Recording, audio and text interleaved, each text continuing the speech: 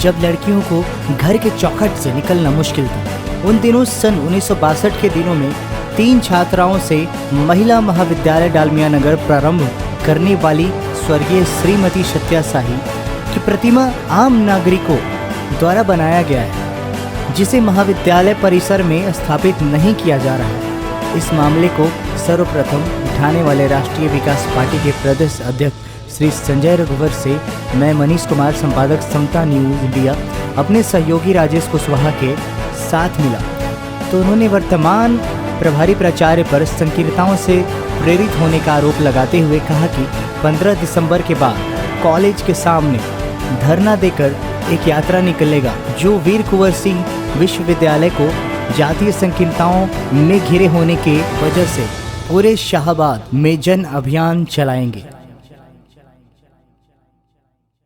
स्वर्गीय श्रीमती सत्या साही जी की स्मृति को बचाए रखने के लिए डालमिया नगर और डेहरी आंसोन के संवेदनशील नागरिक, जिसमें सभी जाति धर्म के लोग शामिल हैं, ने आपस में मिलकर एक प्रतिमा का निर्माण कराया।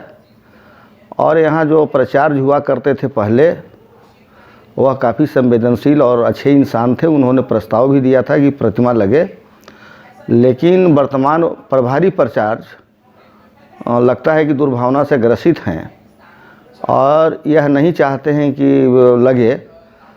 तो मैंने एक पत्र लिखा था और ज्ञापन दिया था महामहिम राज्यपाल जी को। तो उनके सचिवालय से 2 महीना पहले कुलपति वीर कुंवर सिंह विश्वविद्यालय को निर्देश प्राप्त हुआ है, लेकिन विश्वविद्यालय प्रशासन ने अभी तक उस पर कोई ठोस निर्णय नहीं लिया है।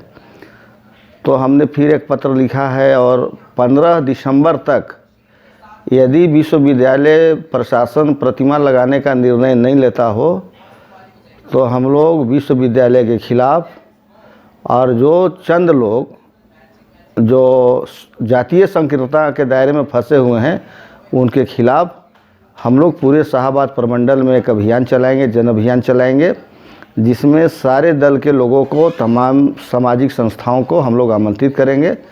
और इसकी शुरुआत होगी महाविद्यालय कॉलेज के सामने से, धरना से हम लोग प्रारंभ करेंगे।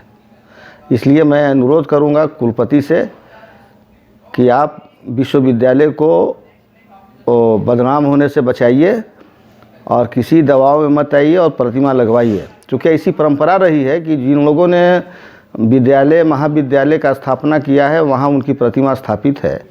सत्या साही महिला होते हुए काफ़ी संघर्ष की हैं और उनका कोई जरिए थी उद्देश्य पैसा कमाना नहीं था। आज तो विद्यालय विश्वविद्यालय पैसे कमाने के लिए बन रहे हैं, मानवीय संवेदनाएं समाप्त हो रही हैं। तो उन संवेदनाओं को जिंदा रखने के लिए, लोगों को एहसास कराने के लिए कि कुछ ऐसे लोग भी होते थे जो शिक्षा के लिए या विकास के लिए विद्यालय और महाविद्यालय खोलते थे। अब तो इसी बात रही नहीं। यही हमारा निवेदन है।